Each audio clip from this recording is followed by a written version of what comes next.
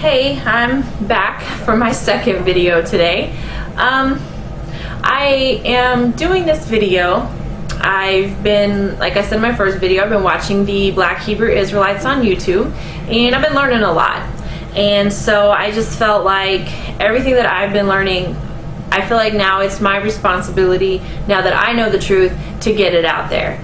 So I'm hoping that by me doing this video, that maybe it will help to wake up some of the other Black Hebrew Israelites. I see them on the videos, I read their comments, and a lot of them are just like, the Bible's not talking about us, that can't be us. Like, that's not us. And I want you to know that yes, it is talking about you. So first things first, let me give a little bit of background about myself. I was raised as a Jehovah's Witness up until I was about 18. Something just didn't feel right. I couldn't figure out exactly what it was, but something was off, and I thought maybe it was just me.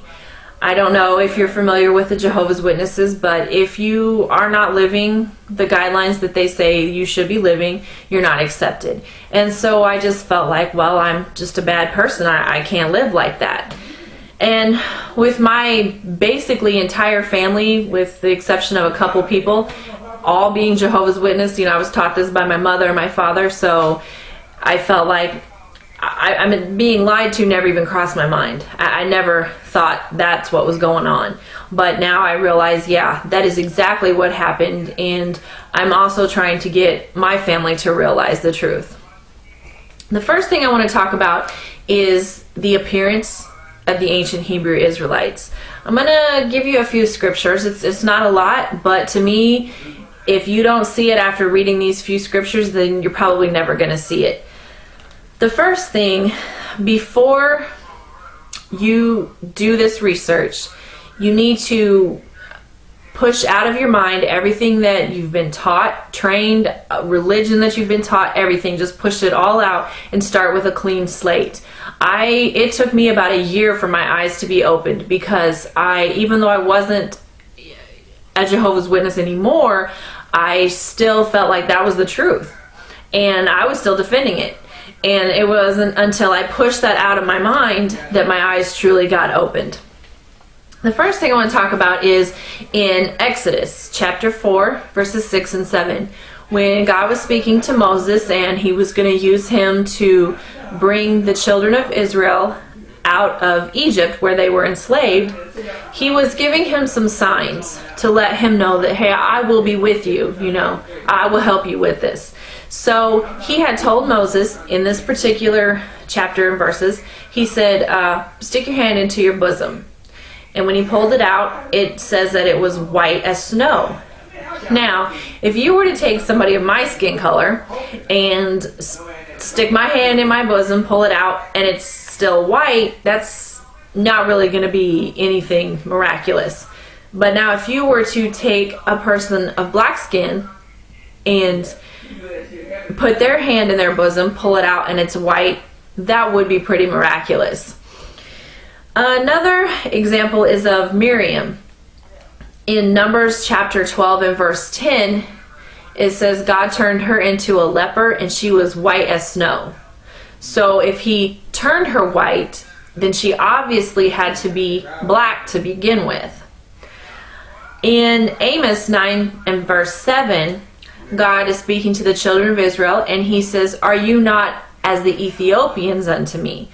Now some versions are going to say Cushite, which if you don't look that up, it's not really going to mean much to you. But if you look up the word Cushite, it's going to say Ethiopian. Now we all know Ethiopians are very, very dark-skinned people. And God was comparing his people, the children of Israel, to them. A couple of other scriptures are Lamentations 5 and verse 10 and Job 30:30. Those also refer to the skin color of the Israelites as being black. Now I have to tell you this. If you have a new King James Version, it's going to take the word black out. You need to go into an older King James Version and it will have the proper words in there. Now you have to ask yourself, first of all, why do we need a new version of the Bible? What was wrong with the old one? And second of all, why would they take the word black out? What are they trying to hide? Now in Revelation chapter 1, verses 13 through 15 is a description of Christ. And it brings out that he had hair white like wool. Now I want to show you a picture. I mean, I'm pretty sure everybody knows what wool looks like, but I just wanted you to get a good visual. Okay? Now there's wool. Now I'm going to show you another picture, and we all know who this is. But when you look at his hair, it is exactly like the sheep's wool. Now I know it says that it was white, so I want to show you a picture of an older Hebrew Israelite. And when you look at his hair, that's exactly what it is, white like wool. Now if you look at the gentleman next to him, who is a so-called white person, he does not have woolly hair. And white people in general don't. I mean, you look at my hair, it's not woolly, it's thin and fine and straight, which is pretty much the norm for the so-called white people. Now also in Daniel 7, chapter 7, verse 9, it talks about the Ancient of Days, which is God himself. And there's a description of him there, and it says he had hair white like wool. So when you read these scriptures, it really shows beyond a shadow of a doubt that God, Christ, and the ancient Hebrews were all black people with hair like wool. Excuse me. Now another thing I want to touch on is in Deuteronomy chapter 28. Now the first 14 verses are talking about God is telling the Israelites, okay, if you keep my commands, this is what I'll do for you.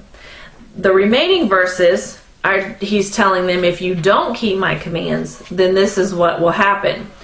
I want to read chapter 28 and verse 68. It says, "And the Lord shall bring thee into Egypt again with ships, by the way whereof I spake unto thee. Thou shalt see it no more again, and there ye shall be sold unto your enemies for bondmen and bondwomen, and no man shall buy you." Now if you were to get a globe and you were to look at where the Hebrew Israelites were at, they would not need a ship to get to Egypt. So God was obviously talking about something else. He wasn't talking about the physical land of Egypt. If you look in Exodus 13:3 and Deuteronomy 20 and verse 2, it refers to Egypt as a house of bondage. Now, I want to show you something, and I know everybody has seen this. I saw it a million times, but never paid any attention and never really thought twice about it. But on the back of the dollar bill, there's a pyramid. Now, pyramids are notorious with Egypt. I mean, you say pyramid, that's automatically what you think of is Egypt. So why would the United States of America put a pyramid on the back of their dollar bill? Now, with the word Egypt meaning house of bondage, God was obviously telling the Israelites, hey, I'm going to put you back into slavery. Now, the only race of people that were brought over on ships and sold as bondmen and bondwomen, which are slaves, are the so-called African Americans. That's the term that the white man has given them. Now, like I said before, if after you do this research, which I don't expect you to take anything that I'm telling you, look it up for yourself, do the research. That's what I did. Anytime I was shown a scripture, shown something in a book, I'd look it up myself and do the same thing. And if at the end of that you still can't see it, then I really don't know what else to say. But I want the Black Hebrew Israelites, I'm trying to help to get them woke up and to see the rich heritage that they really have, and what a blessing to be one of God's chosen people. I mean, honestly, I'd give my left foot to be one of God's chosen people. So I'm just trying to help and get this out there, and I'm hoping that if one person listens to what I have to say and they see the truth, then great. I'm ecstatic. So I'm hoping that this helps, and I hope everybody enjoyed my video. Thank you.